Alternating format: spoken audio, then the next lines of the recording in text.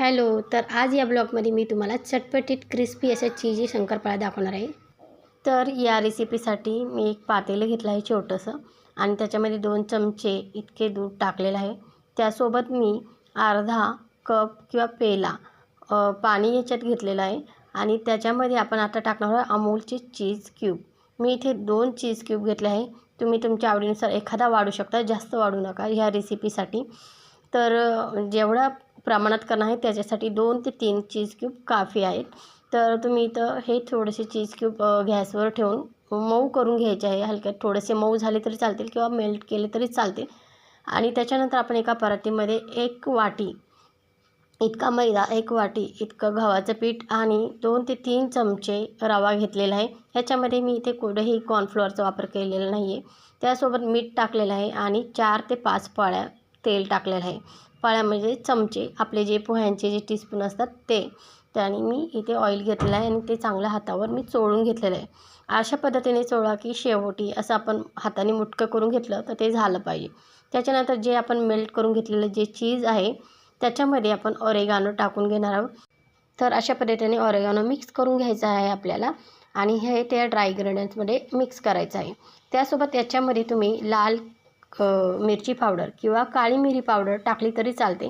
थोडासा ओवाही टाका. माझ्या याच्या रेसिपीमध्ये व्हिडिओ शूट करताना स्किप झालेलं आहे. याच्यामध्ये मी ओवा आणि थोडीशी लाल मिरची पावडर टाकलेली आहे आणि अशा पद्धतीने थोडं थोडं पाणी टाकून मी हे सगळं पीठ मिक्स करून घेणार आहे आणि घट्ट असा गोळा त्या पिठाचा मळणार आहे.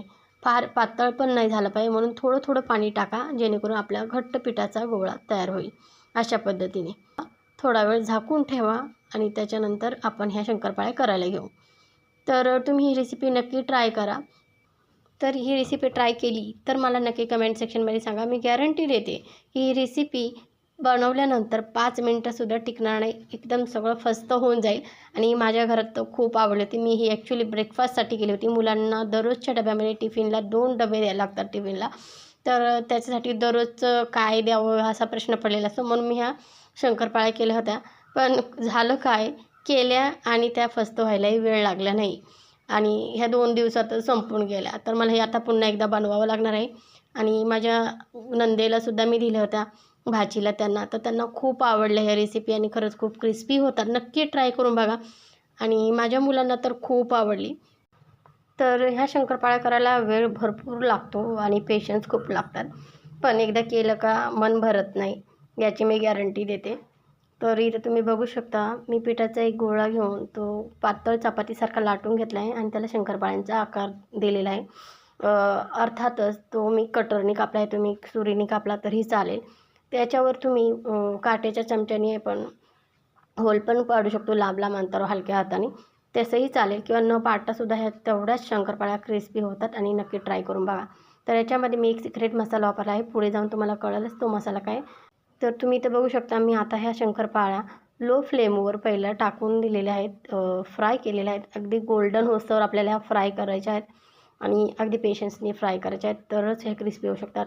खूप मोठ्या गॅसवर तळल्या तर ह्या जळतील आणि एवढ्या खास त्या होणार नाही आणि क्रिस्पीपणा जास्त काळ टिकणार नाही. तर लो फ्लेमवर ह्या शंकरपाळ्या आपल्याला तळून घ्यायच्या आहे, गोल्डन करून घ्यायच्या आहेत आणि त्याच्यानंतर मी म्हटलेला तो सिक्रेट मसाला म्हणजे पेरी पेरी मसाला, हो, हाच पेरी पेरी मसाला वापरून तुमच्या ह्या शंकरपाळ्या खूप चटपटीत होणार आहे आणि तुमची मुलंसुद्धा बोटं चाखत बसतील, इतका छान लागतो ह्या मसाल्यामध्ये ह्या शंकरपाळ्या.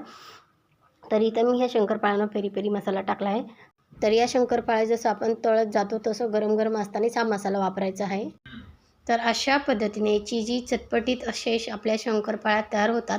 खायला एकदम क्रिस्पी आणि चीजी लागतात.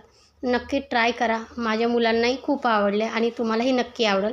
आय होप तुम्हाला आजचा व्हिडिओ आणि रेसिपी आवडली असेल तर माझ्या चॅनल लाईक, शेअर, सबस्क्राईब करायला विसरू नका. भेटूया पुढच्या व्हिडिओत. तोपर्यंत बाय.